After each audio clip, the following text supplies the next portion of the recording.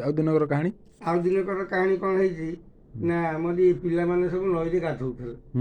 ତା ଦେହରୁ ଗୋଟେ ସେଟା ପାଖ ନଈ ଏଇ ଗୋବର ନଈ, ଗୋବର ଏଇ ନଈ ଗୋବର ନଈ କଥା କହୁଛି। ସେତେବେଳେ ପାଣି ପୁରା କାଚ ଭଳିଆ ପାଣି, ବାଲି ଯେ ପ୍ରବଳ। ହଁ ସେଠି ଅରିଆ କେଉଟ ପୋଲ କରିଥାଏ। ସେ ପୋଲ ପାଖରେ ସବୁ ଆମେ ଯାଉ, ସେ ପୋଲ ଉପରେ ଠିଆ ହେଇକି ଡେଉଁ ତଳୁ ପାଣି ଭିତରୁ। ସିଏ ଡେଇଁବା ଆପଣ ଭିତରେ ଘରଟା କୋଉଠି? ଏଇଠି ସେଇଠୁ ଡେଇଁବା ଭିତରେ ସେ ପିଲାର ଚେନ୍ଟି ଖସିଗଲା। ବେକରେ ସୁନା ସୁନା ଚେନ୍ ଚେନ୍ ପକେଇଥିଲା, ସେ ବାଲି ଧିରେ ପଡ଼ିଗଲା। ଜୀବନ୍ତ ଥିଲେ ବାବା? ହଁ, ବାବା ଜୀବିତ ଥିଲେ। ସେଇଠୁ ସେ କ'ଣ କଲା ନା ଯେତେବେଳେ ଡେଇଁ ପଡ଼ିଛି ପାଣି ଭିତରକୁ, ପାଣି ଭିତରୁ ଡେଇଁଲା ତଳକୁ ମୁଣ୍ଡ କରିକି ଗୋଡ଼କୁ ଉପରୁ ଟେକି ସାଧନ ଭାଙ୍ଗୁଥିଲା ଦେଖେଇବା ପାଇଁ। ସାଧନ ଭାଙ୍ଗୁଥିଲା ଦେଖ, ମୁଣ୍ଡ ତଳକୁ ଗୋଡ଼ ଅଲ୍ଟିସ୍ ମାରୁଛି ଆଉ। ହଁ, ସେଇ ସମୟରେ ତା ଚେନ୍ ବାହାରିଗଲା। ଆଚ୍ଛା ଆଚ୍ଛା। ନଈରେ ଚେନ୍ ପଡ଼ିଲେ ମିଳିବନି, ନଈରେ ଚେନ୍ ପଡ଼ିଲେ କୋଉଠି ମିଳିବ? କାରଣ ବାଲି ଏକରେ, ଦୁଇରେ ସୁଅ, ତିନିରେ ସବୁ ଲୋକ ଗାଧଉଛନ୍ତି, ଚେନ୍ ମିଳିବ କ'ଣ? ନା, ମିଳିବନି। ତେଣୁ ସେ ବାଲାବାବୁ ଡାକିଲା, ବାଲାବାବୁ ଆମ ଚେନ୍ଟା ମିଳିଯାଉ। 4 ଜଣ ଲୋକ 4ଟା ଝଙ୍କା ପାଚିଆ କୋଦାଳରେ ନେଇକି ଆସିକିନି ସେ ବାଲିକି ସବୁ ଖୋଳିକିନି ପୁରେଇଲେ କୋଉଥିରେ, ଟୋକେଇ ଦେହରେ, ଟୋକେଇ ଦେହରେ ପୁରେଇ ତାକୁ ଚଲେଇଲେ।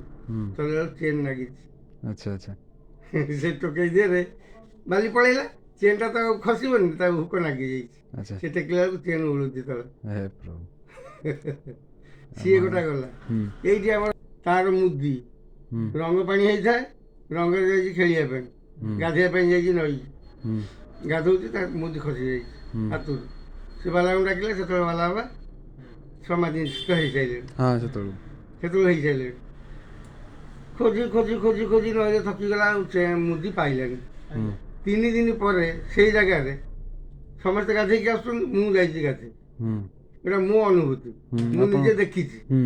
ତେଣୁକରି ମୁଁ ଯେତେବେଳେ ଗାଧୋଉଛି, ସେଇ ମୋରି ଆଗରେ 3 ଜଣ ଗାଧେଇକିନି ଗଲେ, ସେଇ ପଥର ଉପରେ ଗୋଡ଼ ଘଷୁଛନ୍ତି, ପୋଛି ପାଛି ହେଉଛନ୍ତି ପଥର ଉପରେ ଠିଆ ହେଇକି, କିନ୍ତୁ ତାଙ୍କ ନଜର ପଡ଼ୁନି ପଥର ତଳେ ମୁଦିଟା ପଡ଼ିଛି। ବାବାଙ୍କର କେମିତି ମାନେ ମହିମା ଦେଖ, ସେ ସମସ୍ତଙ୍କୁ କାହିଁ ଦେଖା ଦେଲେନି? ସେଇ ପଥର ଉପରେ ସମସ୍ତେ ଗାଧେଇକି ଆସୁଛନ୍ତି, ମୁଁ ଏଇଟା ବହୁତ ଅନୁଭବ କରିଛି। ମୁଁ ବି ଯାଇଛି ଗାଧେଇ। ମୁଁ ଯେତେବେଳେ ଗାଧେଇକି ଆସି ସେଇ ପଥର ଉପରେ ଗୋଡ଼ ରଖିକିନି ପୋଛୁଛି, ସେ ପଥର କରରେ ପୁରା ଚିକ୍ ଚିକ୍ ଚିକ୍ ଚିକ୍ ଛାଡ଼ୁଛି। ବୋଲେ ଆରେ ପଥର ପାଖରେ ଗୋଟେ କ'ଣ ଚିକ୍ ଚିକ୍ ଛାଡ଼ୁଛି? ଯେତେବେଳେ ଉଠେଇ ଆଣିଲା ଦେଖିଲା ସୁନା ମୁଦି। ମୁଁ ବି ଜାଣିଥିଲି କୁନିଆର ମୁଦି ହଜିଛି। ମୁଁ ସେ ମୁଦିଟି ହାତରେ ଗଳେଇଲି, ଆସିଲି କୋଉଠି, କୁନିଆଙ୍କ ଘରକୁ। ଯୋଉଠି ଭାଗବତ ଘର କ'ଣ ରହିନି, ସେ ଜାଗାରେ ପୁରୁଣା ଜାଗାରେ ଥିଲା, ସେମାନେ ସେଇଠି ଭଡ଼ା ରହୁଥିଲେ। ମୁଁ ସେଠୁ କୁନିଆକୁ ଦେଖେଇଲି, ବୋଲେ କୁନିଆ ଦେଖିଲି ଏ ମୁଦିଟା ତୋର?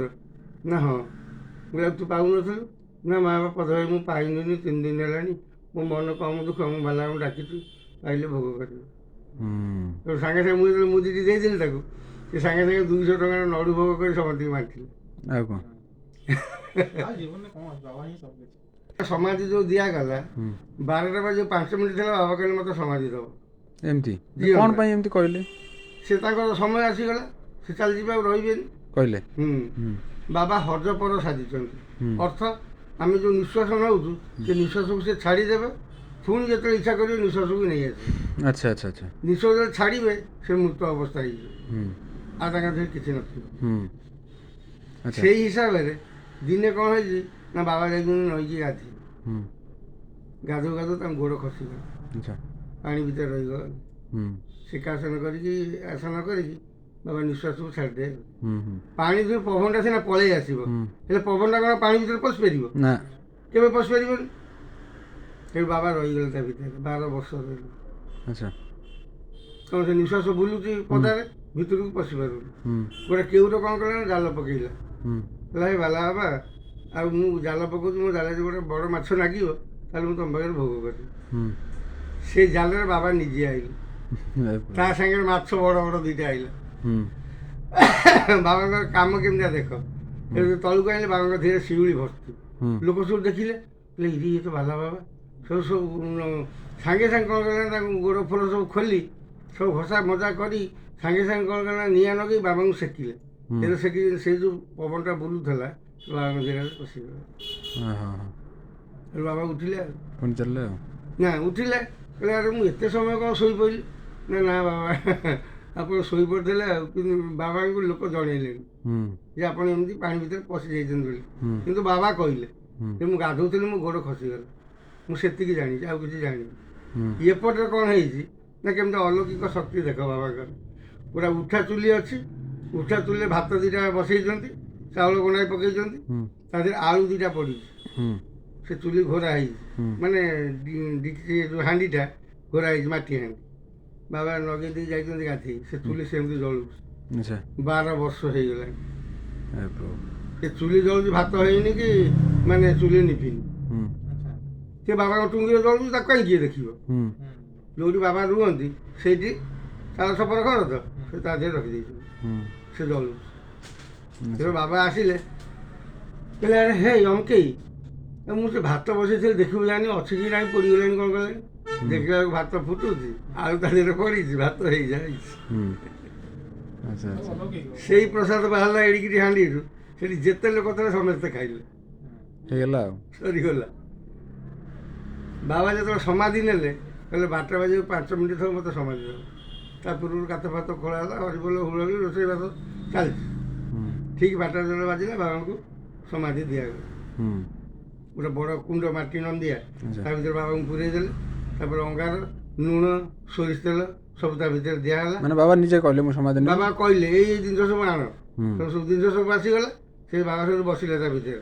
ତାପରେ ଆଉ ଗୋଟେ ଯେଉଁ ନନ୍ଦିଆ, ବଡ଼ ନନ୍ଦିଆ ତ ବଡ଼ ହୁଁ ବଡ଼, ହୁଁ ହୁଁ ତାକୁ ବାବାକୁ ଘୋରେଇଲେ। ବାବା କହିଲେ ଦେଖ 12ଟା ବେଳକୁ ମୋତେ ଠିକ୍ ସମାଧି ଦେବ।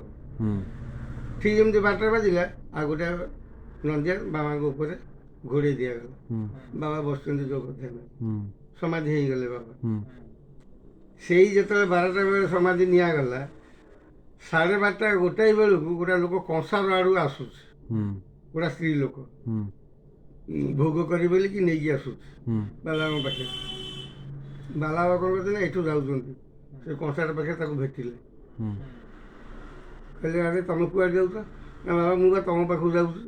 ନା ଆରେ ମୁଁ ତ ପଳେଇ ଆଇଲିଣି ଇଆଡ଼େ, ଗୋଟେ କାମ ଅଛି। ହୁଁ ଆଉ ତମେ ଯଦି ଯାଉଛ ମନ୍ଦିରକୁ, ସେ ମହନ୍ତକୁ କହିବ ଦକ୍ଷିଣ ଦ୍ୱାର ପଟରେ ଗନ୍ତାଘର ଚାବିଟା ଅଛି, ହୁଁ ମୋର ମନ ନାହିଁ ତାଙ୍କୁ କହିବା ପାଇଁ।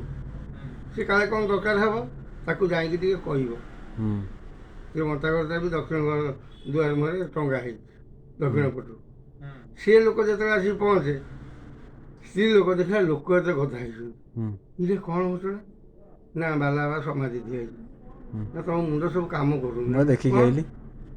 ନା କ'ଣ କାମ କରୁନି? ଆମେ ବା ନିଜେ ବାଲାଙ୍କୁ ସମାଧି ଦେଲୁ।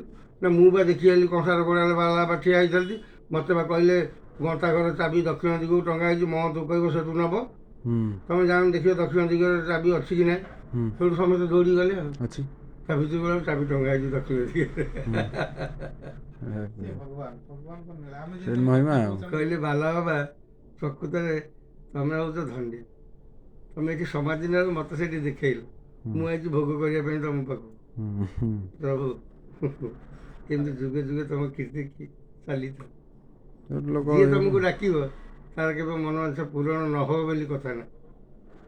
ବାଲା ଆମକୁ ଯିଏ ଡାକିଛନ୍ତି, ତାଙ୍କ ମନସ୍କାମନା ପୂର୍ଣ୍ଣ ହେବ। ସେ ସମସ୍ତଙ୍କର ମନସ୍କାମନା ପୂର୍ଣ୍ଣ କରିଛନ୍ତି।